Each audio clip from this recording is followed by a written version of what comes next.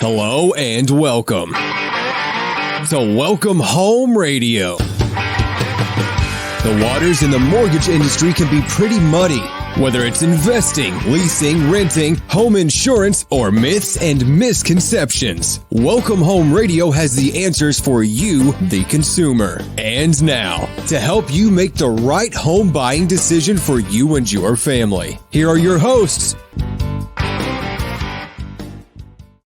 And welcome to Welcome Home Radio, where real estate, lending, and learning come together. We are back for 2022, and it is February 23rd, 2022. Changes are that we will not be doing live, but these are video podcasts, and you can all find them at welcomehomeradio.net. Again, welcomehomeradio.net. All of our past shows are there, or links to them on our Facebook page or YouTube. But these are podcasts. But please place your questions. We love questions, and we will try to answer them in the next show. With our last show, we discussed where inflation is impacting many things and that the real estate market is a good investment, but rates are going up. And to get the best rates required, as well as to get access to the great programs that are out there, there are some very key items that you need to be able to have. You know, insurance premiums are based on credit score, interest rates, loan programs. So we want to thank our annual sponsor, White & Jacobs and Associate, joining us today. Nathan, so glad to have you here today. Hello, Blair. Thanks for having me. Thanks for joining us. We're so blessed. I mean, I have been working with White & Jacobs for over 7 years. They are such a blessing with my clients and how they work. Please contact Nathan if you have any questions, or find him on our website. Again, welcomehomeradio.net. Hey guys, want to talk about credit. And since loan programs, interest rates, premiums on insurance, I share a lot of good and bad news with clients because some people are able to get there, some people are not. But we want to face some of these things. And I have totally forgotten to welcome my wonderful co-host, Tom. How are you today? Thank you for seeing you, Tommy. Good to see you today too. And Alan, great to see you, sir. How are y'all doing? Wonderful, wonderful. Well, guys, I want to get into this because it is a challenging thing. One of the things that, Alan sends me a client, he doesn't want to take time until he knows they're pre-approved to spend money, to spend gas that's costly, spend a lot of time with somebody until we know that they can do it. And one of the first things they have to allow me to do is pull credit. And that's called a hard pull. Now, Nathan, help our audience understand what's the difference between a soft and a hard pull. Well, if you're applying for financing with any number of banks or companies, they're going to do a hard pull. A soft pull would be if they're trying to access the information for other purposes, whether that's an existing relationship or it's something minor like trying to do a rental car or something. Those are soft pulls. But if you're trying to get approved for financing, whether that's credit card, auto loan, mortgage, that's all going to be a hard pull, which affects your score in a negative way. And how much does that really impact? It's insignificant if it's just one or two. I mean, we're talking maybe 2 points per bureau that's pulled. But if somebody gets in a position where they're constantly having new inquiries for various types of finance decisions, they're going to have a negative impact because those add up. I love the way you put that. You're very political, various things. I'm going to put it out there. Guys, if your credit's stolen and somebody's trying to, establish car loans, anything in your name, or you're just trying to find out a way to do certain things, if you do car, auto loans, if you do home loans, if you do revolving credit, multiple types, it's going to hit your credit harder and come down because that is to treat for stolen identity theft. And so they want to keep those things from happening. Now, one of the things that you talked about, soft pull, I want to make sure our listening audience, and most people don't know this, but when you sign a contract, an employment contract with the company, you have given them the right to look at your credit. Now, that's a soft pull.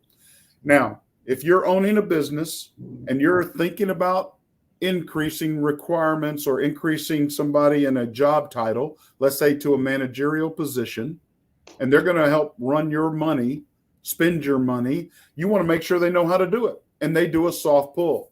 And it's very hard for them to get that promotion. This is where the glass ceiling comes into play, but people don't understand. They're looking at home financing. How are you handling your own money? That's how you're going to handle my money. You're going to treat it like that. So understanding that that is happening.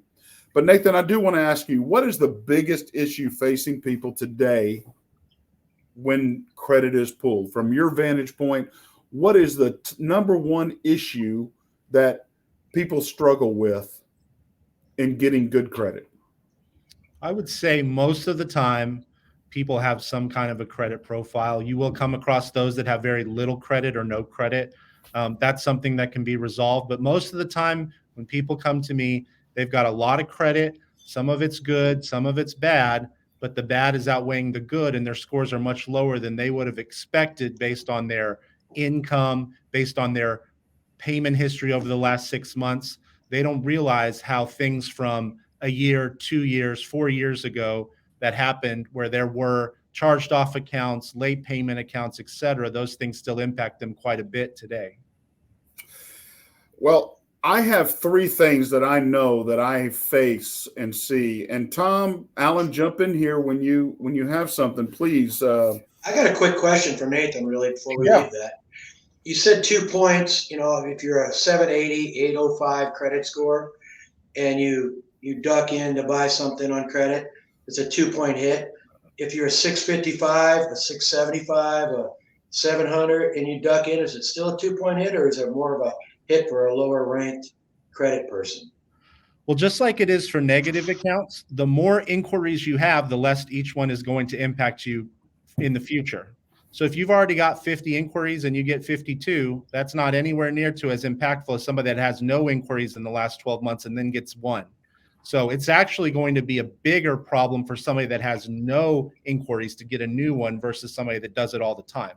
That person has higher credit, of course, but the impact of each additional is less and less the more you have. I want to correct something or make sure, Nathan, I want to make sure that I understand. If I'm pulling credit, I'm shopping home mortgages, just for example. I can shop home mortgages, and within a 30-day period, it only affects me one time. And if I shop, 10 people, it's only affecting me that one pull. All the other pulls are not affecting me at all. Yeah, if you look at a credit report, you'll see all the inquiries that are hard inquiries for the last 2 years. However, those that are in a certain category, whether it's mortgage, auto, bank card, et cetera, those category, you can do multiple pulls within a period that you're discussing and it not affect you like an additional new inquiry. So it's not the case that when your lender pulls credit and then pulls your credit again at closing within that time period that it's going to be an additional effect like the first one was. But if you're doing this every month for a year, you are going to see some additional negative effect because those are stretched out over a longer period of time. It's generally within a 30-day period that I can do these and they will not impact me. So I wanted to make sure everybody understood that. Can I ask one quick question? Yes, sir. Nathan, how does it know when you're looking for a car, if you go to Bank of America, Toyota Motor, and your local credit union, that you're looking for a car, that being 3 separate ID'd inquiries versus one for a car, as you just mentioned? Yeah, each inquiry has a category on the report of what it was for, right? Whether that's mortgage, auto, et cetera. So they're required when they put that in to put it under a certain category. Now, whether they did that properly or whether some credit union maybe put it all together as something else. Yeah, it's possible you could get hit and not really should, or that shouldn't have been the case, but it's kind of up to them to do that. And therein lies why you need to monitor your credit score. Yeah, there's always some inaccuracies with these things, so that's important to check on a regular basis.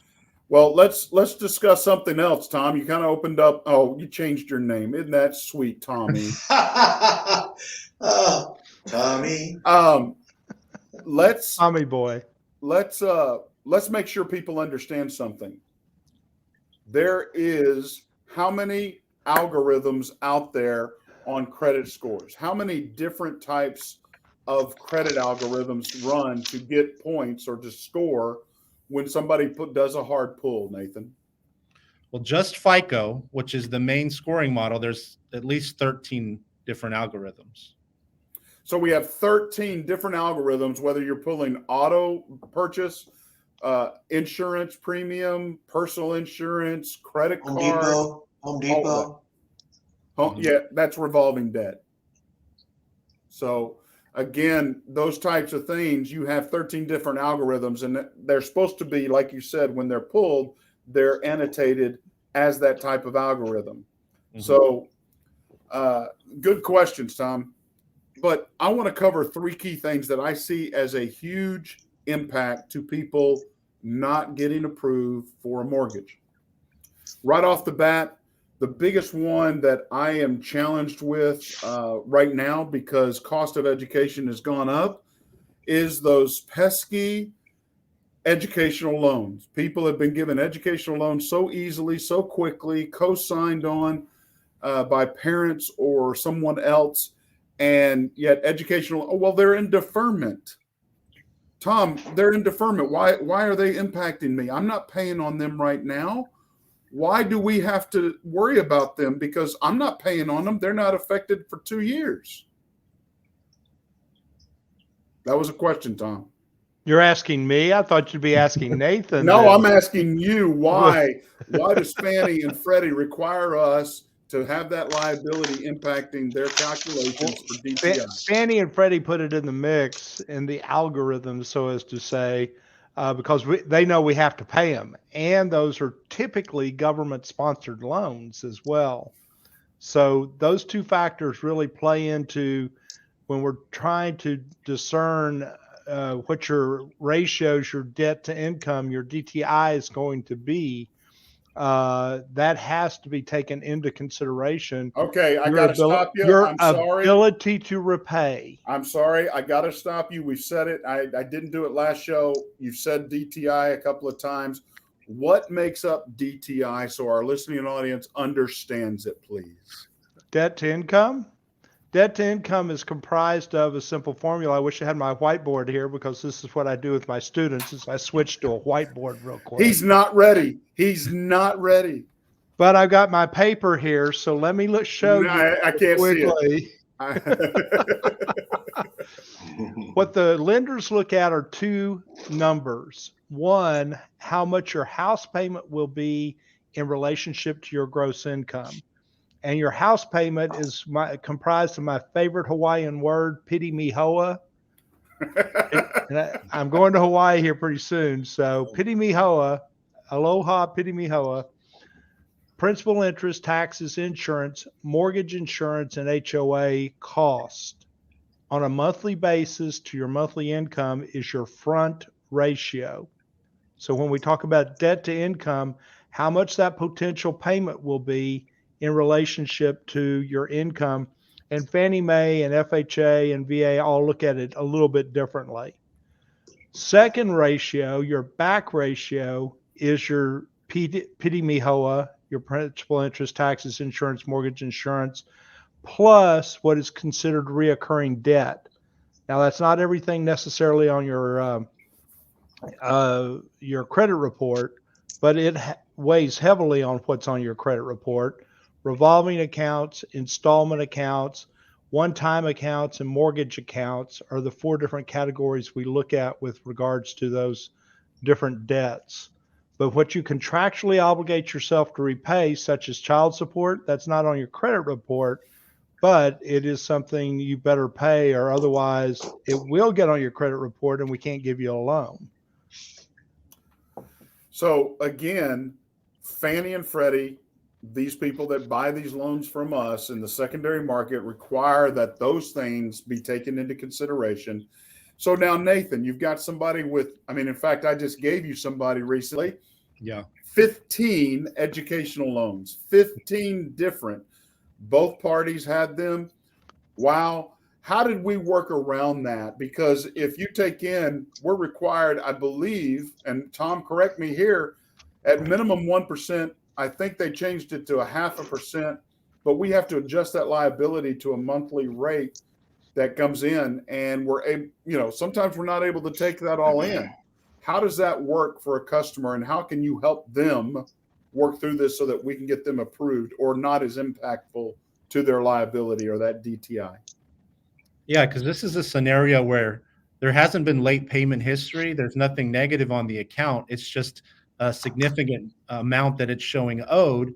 And because of deferment, it's showing the monthly payments are not on there. So you've got to calculate it in the manner that you discussed. So what I typically do in that scenario is just have them go through direct consolidation of these accounts through the federal government. They then apply for income-based repayment or pay as you earn, so that the monthly amount that's listed for payments moving forward is as low as possible. And there's some other benefits to them as well, but mostly that's going to make it look on the credit report like the amount they're having to pay out on these accounts is fairly low month to month when it's factoring into the debt to income calculation. That is so true, because this was a 6-digit educational loan and scenario. So, in fact, Nathan, they just signed a contract. So we're in contract with them. But again, educational loans can be a huge impact. How you can go around or work that. One, you mentioned consolidation. If you go through, there are ways that people think they consolidate. Talk to us about this. And they're really not consolidating. All they're doing is paying a minimum, and somebody's pocketing money, and it doesn't change the credit report to be beneficial. Help us understand that there's two different types of scenarios that can happen. Yeah. You might be reached over the phone or by email, or you may reach out to somebody yourself that's going to help you consolidate these loans. But if there's a third party involved that's not a loan servicer and not the federal government, what they're doing is taking a percentage of what you're paying to help you consolidate.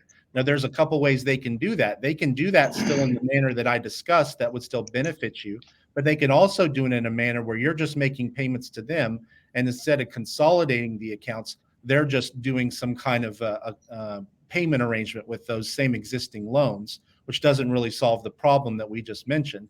They also could be in a position where they're affecting you in some way negatively through the consolidation. There may be a period where there's late payments on an account when they're trying to go through that consolidation process for you, and it affects you in a negative way credit-wise. They also may consolidate only some, but not all the accounts.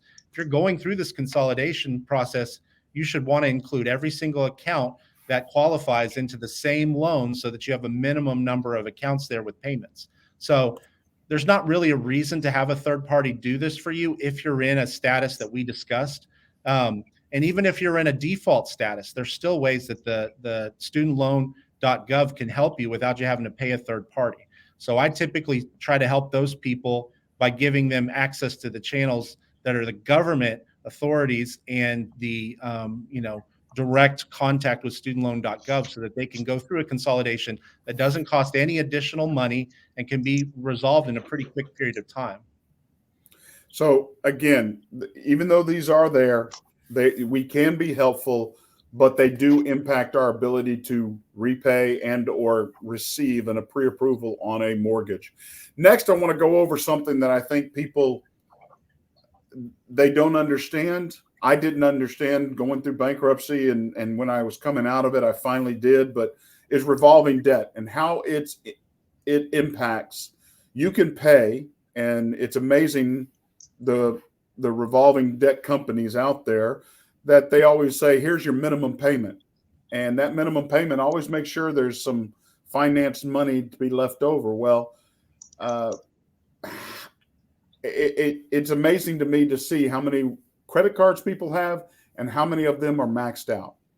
Now, you can pay on them on time, not have a negative impact on your credit score, but yet it can still negatively impact your score in the algorithm. Am I correct here, Nathan? Oh yeah, they have made it, or it's always been the case with mortgage scores, that your balance to limit ratio on your revolving accounts is a significant part of what comprises that score. So again, I'm gonna try to cover it very quickly in a basic area. If you have a credit card, let's say is $1,000, you owe $750. It's reported that way, even though you've never been late. That's still negatively impacting you because they turn that into a ratio. 0 to 30% roughly is good use of credit. 30 to 50 is neutral, not negative, not positive, but anything over 50.01% is negatively impacting your credit score. And people, whether you go to, Lowe's, Home Depot, Walmart, Amazon, all of these sorts, if you're paying minimums and you have a maxed out card or anything over that limit, that's going to negatively impact your scores. Now, there's two ways to attack this. One, of course, you can pay down the card. Now, some people do and do not have that ability. But what is the second way? Alan, can you think of a second way that somebody can attack that ratio and make it better for themselves?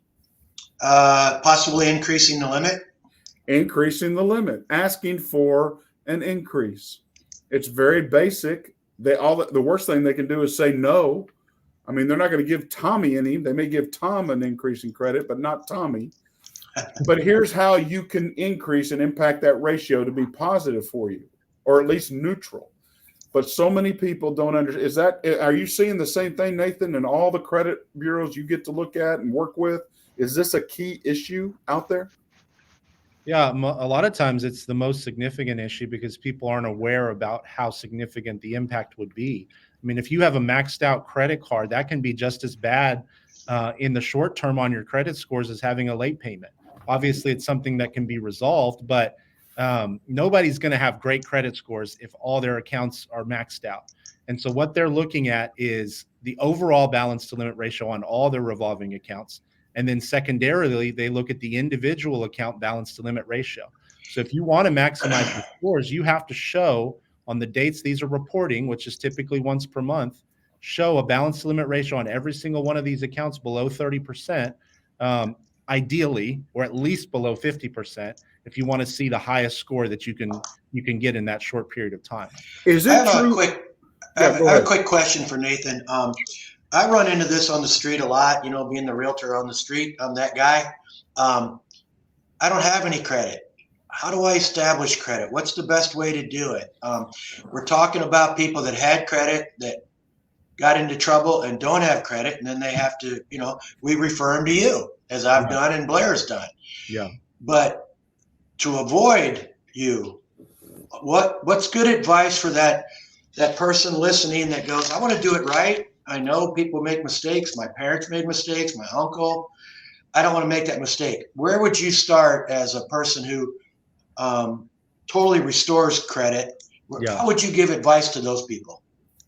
There are accounts, regardless of where you start out, there are accounts that you can get approved for to begin to build your credit, both revolving and installment accounts that don't add debt to your credit report that allow you to begin to establish. It's always going to be the case that if you mismanage these accounts, you're going to have bad credit. Right. And if you don't have accounts, you're going to have bad credit too. So at a certain point, you've got to be responsible enough to open these new accounts that you can get approved for, which are small credit cards. They may even be secured credit cards, but it's something that you can get on your credit report now to start building credit. And if you manage those appropriately, which is, what I would advise you to do, make purchases, keep the balances low, pay the balances down, etc. on a monthly basis, you will begin to build credit fairly quickly. But if you start to mismanage those accounts, you'll be right back where you started or worse. So you have to be in a position to not only get access to those accounts, I can help you with those. There's websites that you can go to get, credit cards for people with bad or no credit. And then just make sure that you're doing what you need to do as far as payments and keeping the balances low.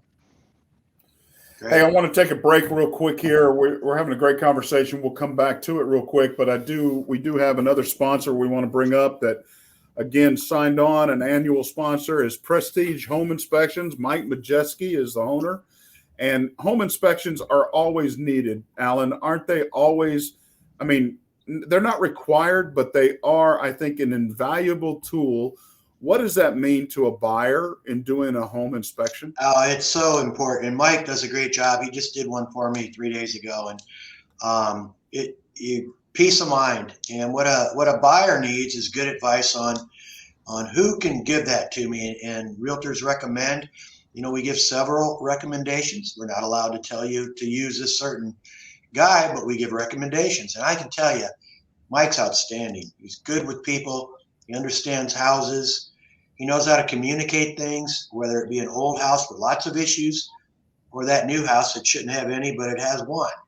So he really does a great job. A good family man. I can't say nothing just but good stuff about Mike.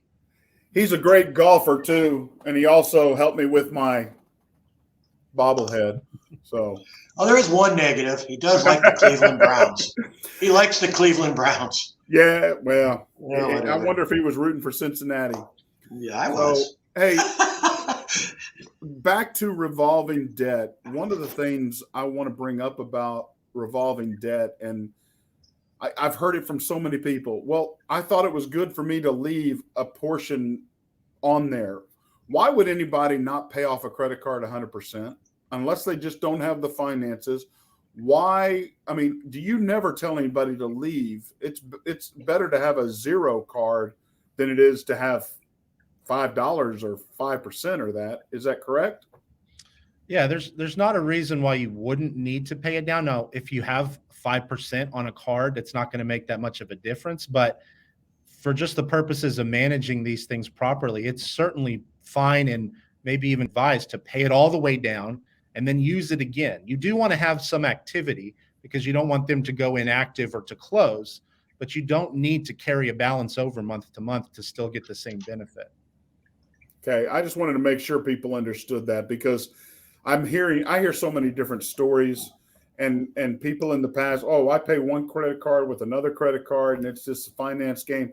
I got to tell you, it's playing Russian roulette with your finances and your credit scores. And if you're wanting to make it to purchasing a home, I think we need to stop the games. And that's what I'm hoping we're sharing here. Now, the third area that I see as impacting so many people, and I understand it, and I don't understand why the medical industry cannot clean up. I go and talk about a procedure and I'm going, I want to know how much that's going to cost me. And they're not able to tell me. And what ends up happening, the insurance company has paid what they said they would pay, but all of a sudden there's a bill that comes in later. And a bill comes in and then it's not taken care of. You're saying it should be taken care of by insurance, and it goes into collections. Medical collections do not impact a mortgage buyer. We take away that liability in the sense of the debt to income ratio, but we do not take away the impact of the credit score. I am not surprised to see 3, 4, 5, 6 medical collections on somebody's report, but it's because of the ignorance of what happens and the way the medical industry does their billing on procedures, especially an emergency room procedure. You could have things coming in 90 days later. How does somebody deal with these situations? They don't know they're there, and ignoring them just hurts them even more. How does somebody work through that, Nathan, and what can they be doing best about that? Yeah, it can get fairly confusing, as you state, because you've got a lot of different pieces where payments are expected. There's a lab, there's a hospital, there's a doctor, etc. Plus, you've got possibly not a lot of information being provided to the individual because these things may be mailed after the fact, or they may be mailed, not at all or to the wrong address. So a lot of times, I would say most of the time when somebody has some medical stuff on the report, they're not fully aware of what this was or why the balance is what it is. And so you can go in and pay all these accounts off, and that's not necessarily going to give you the benefit that you would expect, which is everything's deleted. There are many times I'll go see paid medical collections on somebody's credit report, and the problem is the fact that the collection exists means the negative credit effect is still there. And so a lot of times when I'm working with clients, I will have them decide if they're going to make payments on these accounts or pay them off.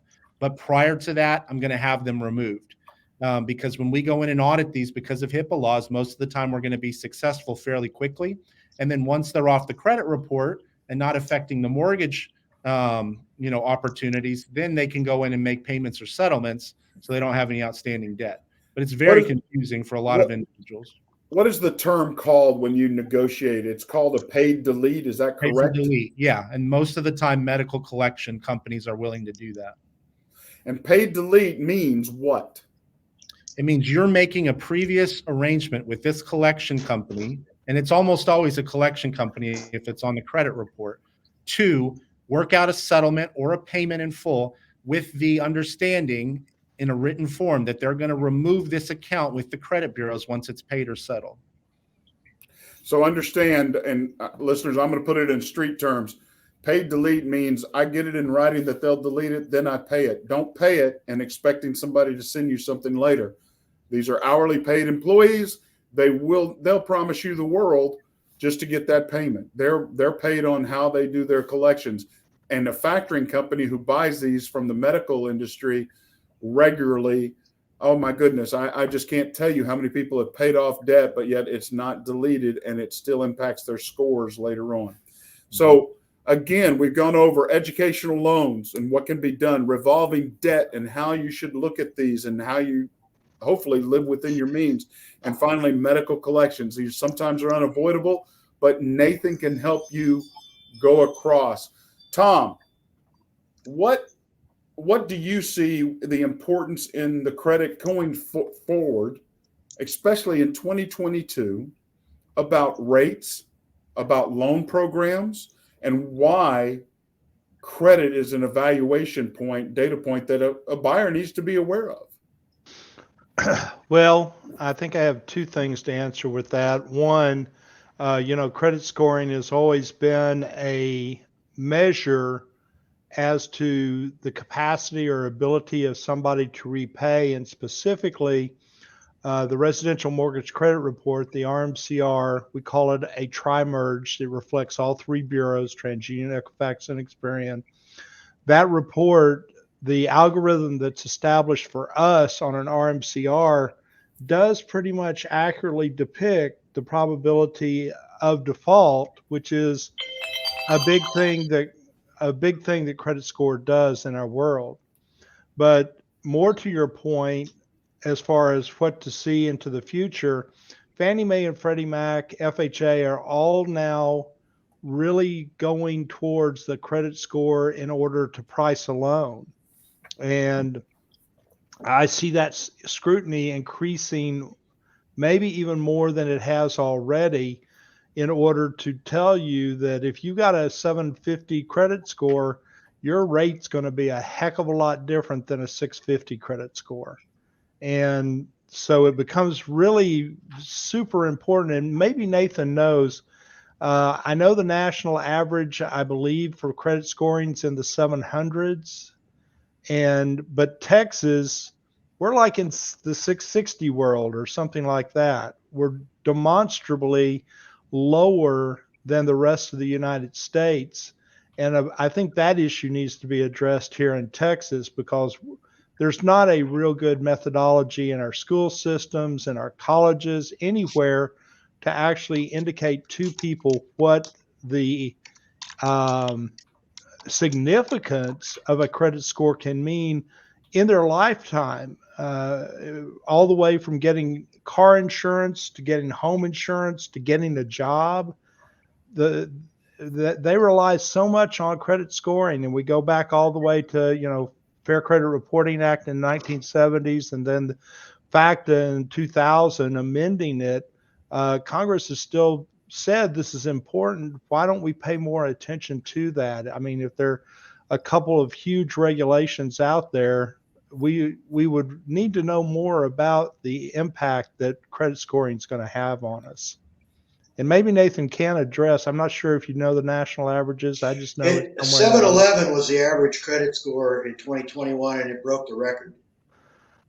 So I know it was in the 700s, but I know Texas is very nice in the 650, 660 range as far as our average credit score in Texas. And people asked me when I was on a school board about, why don't we teach more practicable classes about things like that? Well, home economics, we gave up on home economics. And it's a shame we have, because unless that conversation's been carried on in your home, which my family, my two oldest sons and my youngest daughter, I can proudly say all of them have 740 credit scores or better. And I know that because we love to brag about our credit scores at Thanksgiving. They keep track of it like I do. So, Tommy. Well, that is a good question. What is the bell curve that you know here, Nathan? Low 700s is the national average, very low 700s. It may be up to 711 now. Yeah, I But just looked it up. regionally, it varies quite a bit. For whatever reason, people in urban areas or people in remote areas have lower credit scores than the suburbs. So, ultimately, those are things that affect everyone now. It's hard to get away with going through life and not ever worrying about your credit, although you certainly could. But most people are in a position where these are important and more important in different areas than it was previously. You mentioned jobs. There's a lot of other places where they're pulling credit that they didn't previously pull. And the fact that it's, so important to buying a house is why, if you don't know what your credit score is, the first thing you should do is try to figure out, where am I at? Why am I higher or lower than what I would have guessed? I'm going to date Nathan, myself. I have a question I've been wanting to ask you because, we were talking about student debt, and there's a lot of scams out there that come via text. Call us now to forgive your student loans. And then there's also the small business money out, apply for a small business loan because of the things that have gone on. And the average people, that watch TV or get their text, I think some people do that. Are you seeing any of that, or where people have actually gotten in trouble with the text and it looks official and governmental and all that stuff? Yeah, well, there's certainly identity theft that's fairly rampant. I mean, I see that all the time. I experienced that. Yeah, I mean, it's very prevalent, and you have to be careful. It doesn't take much for somebody to have information available to them that they can use to open an account in your name, even get a social or a license that's supposed to be you, but it's got their picture on it. So that's I got certainly that. a concern. Yeah, I remember we discussed that. So everyone should be aware of those things are real and they do exist, and you've got to be very careful when you're providing information. Now, for my job and for your jobs, I have to get a lot of information from people. So there's certain, secure ways to do that. But at the same time, there's also things that are very predatory that are not technically illegal. A lot of these loans that people are being offered are rates that are either, ridiculous to begin with, or they increase exponentially if you pass a certain period of time without paying them off. So, and that's the case for consolidation loans. That's the case for student loans that are on the secondary market. There's a lot of things out there you've got to be careful about. So as always, read the fine print, but at the same time, you want to be very careful what you're actually going to move forward with regards to new accounts or new ways to try to manage your credit. And I can tell you, folks, you don't want to go through your identity getting stolen. That was Federal Trade Commission. You're talking about, it took me 10 days of not working on real estate at all. Just 10 days of solid calling institutions that had used me and they shouldn't have been. And it was brutal. And I can tell you, the FBI told me it's not if, it's when. I want to bring up something that I think people aren't aware of, and I wasn't when I was recovering from my bankruptcy and working on my own credit scores. Nathan, you mentioned the urban areas having lower scores. I think they do a lot of financing with local banks as well as auto loan dealers that they know and that sort of thing. And the bottom line is they only report, their reporting systems are only maybe to one bureau, where reporting to all three bureaus is a more positive impact to your score, where bank cards and bank dealings are dealt with all three. Fingerhut only reports to one or two. This is something that they need to be educated on as well, is doing business with solid lenders that do report 100% to all three bureaus, that because you can have a bad situation get worse if somebody's not reporting everything possible that you're doing. Like this Equifax, it's Experian Boost. Mm-hmm. They only report to Experian, and they get a little boost, but they don't understand why the other two scores aren't getting boosted as well. Well, understand that's only offered by one bureau to help you. You need to report to all three. Therefore, highly recommend no retail cards, only bank cards. Yes, that is a shocker to some people, but a good retail card is going to be used by Citibank, Chase, Bank of America, Wells Fargo, that sort of thing. They're going to be backed by that, not by someone else that is not reporting. Would you agree with that? Yeah, the people that have very excellent credit, typically their credit scores are about the same wherever you look because they've got a lot of solid accounts with a lot of history at big banks, big credit cards. I'm not saying that you can't have a small auto loan somewhere, but most of these things that are legitimate report to all three bureaus, and that information is going to be the kind of thing that's going to be consistently reported. Sometimes you'll see things that don't report every month, even though they're required to. So it's important that you know who you're doing business with. And just because somebody's offering you terms that seem favorable initially, you've got to read the fine print because there's a lot of other things to consider when you're taking out a loan or a credit card or something like that. Sure. Well, guys, I want to bring up our final sponsor for the day, the Ravencroft Group over in Arizona. Is that not correct, Alan? Phoenix, Arizona. Yeah. Phoenix, Arizona. Wonderful real estate group. Appreciate their support tremendously. You can find them again at welcomehomeradio.net, where they're at. And again, just like Alan, professional, knowledgeable, and really cares for their people and their clientele. So we want to thank them, look them up, find them on our website.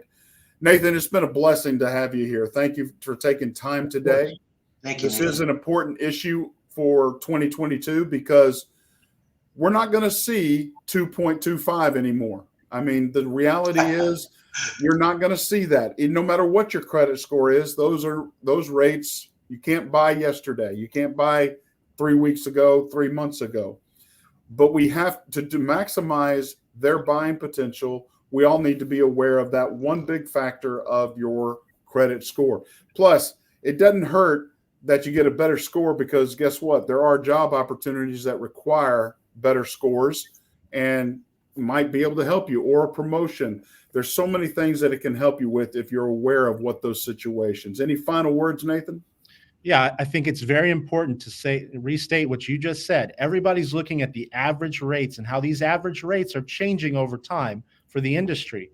But your individual rate is going to be particular to you and specific to your credit score. So it's very important that you know how your credit score is either increasing or decreasing if you want to take advantage of rates at a certain time as opposed to a time when it's less advantageous.